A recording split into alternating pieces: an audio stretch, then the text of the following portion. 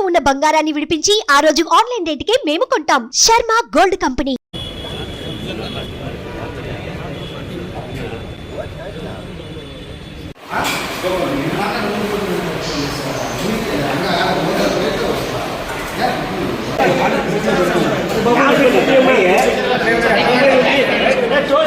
అందరికీ వస్తాయి.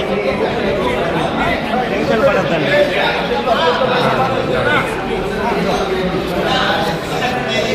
ఏ కెమెరా అయ్యో నాగేంద్ర కట్ చేస్తాం అతను.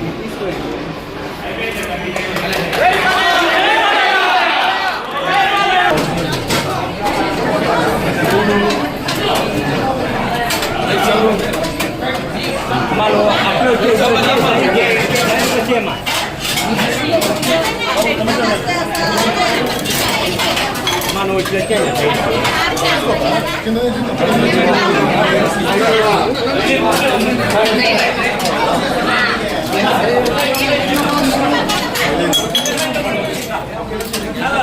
శ్రావణ శుక్రవారం అందరికీ చెప్పిన రోజు. శ్రావణ శుక్రవారం అంటే నూతనం. అలాగే ఈరోజు నిన్న స్వాతంత్ర దినోత్సవం రోజు అక్కడ మా బసవతారక ఇండోమెరికన్ క్యాన్సర్ హాస్పిటల్ ఏదైతే అమ్మగారి పేరుతో ఉందో అండ్ రీసెర్చ్ ఇన్స్టిట్యూట్ హైదరాబాద్లో మేము అక్కడ జెండా ఎగురవేయడం జరిగింది.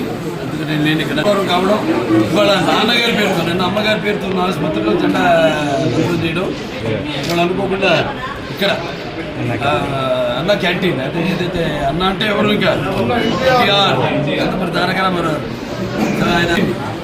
ఆయన ప్రారంభించడం జరిగింది. అక్షయ పాత్ర వారు ముందుకు వచ్చారు. వాళ్ళతో టైఅప్ అయ్యి ఈ యొక్క అన్న క్యాంటీన్ ప్రారంభించడం ₹5 టిఫిన్ కానివ్వండి, మధ్యాహ్నం లేకపోతే రాత్రి భోజనాలు కానివ్వండి. అలాగే ఇప్పుడు నిన్న గుడివాడలో ఆయన ప్రారంభించడం జరిగింది ఒక అన్న క్యాంటీన్. ఇవాళ రాష్ట్రం మొత్తం 100 క్యాంటీన్లు, 99 క్యాంటీన్లు ఇవాళ ఈరోజు. అంటే 99 100 క్యాంటీన్లు. ఇంకా అంచెల వారీగా రాష్ట్రం అంతా కూడా ఈ యొక్క విస్తరించి ఈ యొక్క అన్న క్యాంటీన్ని ఎలాగైతే పూర్వం అలాగే ఈ అన్న క్యాంటీన్ని నడపడం జరుగుతుంది. ముఖ్యంగా ఈ యొక్క రోజువారీ కూలీ నాది తీసుకునేవాళ్ళు, అంటే ఆర్థికంగా దారిద్ర్య దిగువ రేఖ ఉన్నవాళ్ళు, కష్టపడి రెక్కాడితే కానీ డొక్కాడని వాళ్ళకి మరి ఈనాడు ఎంతో పుష్టికరమైన ఆహారం. మీకు తెలుసు అక్షయ పాత్ర వాళ్ళు అంటే మా క్యాన్సర్ హాస్పిటల్ కూడా వాళ్ళు చేస్తుంటారు. వాళ్ళ ఎంత నాణ్యంగా ఉంటుందో వాళ్ళ అలాగే ఎంత పౌష్టిక ఆహారం. 2 నీరు, అది ఆహారం, అన్న క్యాంటీన్, నీరు. మరి ఈనాడు హెచ్ఎన్ఎస్ఎస్ ద్వారా వల్లపల్లి ద్వారా మనం నీళ్ళు అందించడం జరిగింది. అన్ని చెరువులు కూడా డైరెక్ట్గా హిందూపురం పట్టణానికి ఈ యొక్క దారిని సమస్యలు తీర్చాము. అలాగే ఇంక ముందు ఉన్న పనులు ఉన్నాయి. మీరు చేసుకున్న అదృష్టం మళ్ళీ మీరు తిరిగి తెలుగుదేశాన్ని పార్టీని అధికారంలో తీసుకురావడం. సో ఇవాళ అన్ని పనులు చంద్రబాబు నాయుడు గారికి మన హిందూపురం అంటే ఒక ప్రత్యేకమైన అభిమానం. వెంటనే ఆసుపత్రి కూడా డెవలప్ చేయాల్సింది ఉంది. కలెక్టర్ గారి చైర్మన్ దానికి మొత్తం